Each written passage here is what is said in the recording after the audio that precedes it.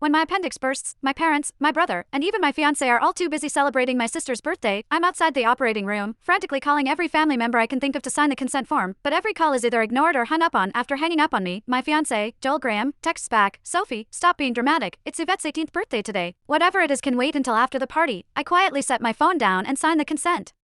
For myself, it's the 99th time they've chosen Yvette Norton, my sister, over me. This time, I choose not to care. I'll stop letting their favoritism hurt me. Instead, I'll do everything they ask of me without complaint. They'll all think I've finally learned to be obedient, and they'll never realize that I'm preparing to leave them for good. Chapter: I stayed in the hospital for 3 days, and for those 3 days, my phone stayed silent. I didn't receive a single call from my family. I didn't call anyone either. I didn't scroll through their Instagram feeds like I used to, trying to keep up with every little update in their lives. Instead, I just quietly rested in my hospital bed and dragged my weak body around for checkups and payments. Even on the day I was discharged, I didn't tell a soul. I simply packed my own things, endured the pain in my abdomen, and slowly made my way home. When I pushed the door open, the laughter inside the house abruptly stopped. Everyone was gathered.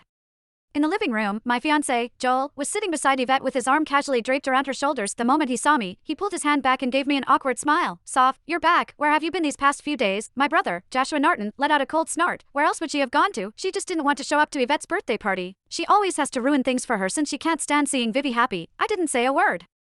I just headed straight for my room. Joshua seemed surprised that I didn't argue with him. Normally, whenever he accused me of being selfish, I would break down in tears and desperately defend myself. But this time, I kept quiet. My mom rushed over to me with a glass of juice. "Sophia, we were so busy with Vivi's birthday the other day that we missed your calls. Don't be mad at us, okay?" She placed a glass of mango juice in my hand. Although my heart had long since stopped expecting anything, it still ached faintly. I was allergic to mangoes, but Yvette loved them. There was always mango-flavored food and drinks in the house because of that. But no matter how many times I reminded them, no one ever remembered that I couldn't have mangoes. I handed the glass back to Mom and quietly stepped back. "I'm not mad. I'll just go to my room." Just as I turned around, a loud noise came from the living room. Dad abruptly stood up and slammed his hand on the table. He screamed, "Why have you been walking around with that sour face ever since you came in? Your mother already apologized and even gave you your favorite drink. What's with that attitude? It looks like we've spoiled you too much." My heart twisted, and even breathing hurt. Tears blurred my vision, but I still lifted the glass from Mom's hand and drank it all in one go. I then gently set the empty glass down and wiped away my tears. I calmly looked at Dad. "Yvette's the one who likes mangoes. I'm allergic to them, but it doesn't matter. I already drank it all. Can I go to my room now?" "Sophia, why didn't you say something earlier if you were allergic to it? Who told you to drink it? You're so stubborn." Mom panicked and quickly patted my back. Dad looked embarrassed, but he still harshly replied, "You could have just explained yourself. You've always had that unlikable attitude. You're nothing like Vivi. She knows how to communicate." Yvette's voice drifted over from the couch. "Dad, don't say that about Sophia.